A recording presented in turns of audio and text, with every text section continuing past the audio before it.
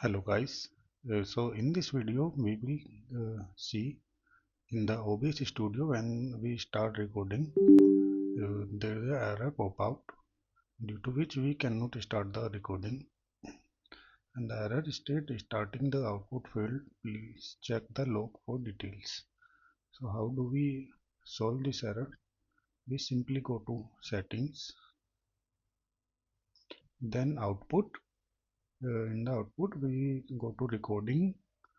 Here in encoder we need to select the X264, then OK, and now it will start recording. Here you see the issue has been resolved.